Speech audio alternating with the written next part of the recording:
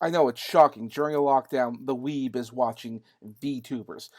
I mean, who would have thought that would ever happen? But yes, I've been doing a fair bit. One of my favorites is Iron Mouse, and I watched some of her streams, and she'd make a joke, and I thought I'd do a little doodle, which is what this was. And if you don't get the context, I mean, she's a bit on the lewd side. Let's just say that.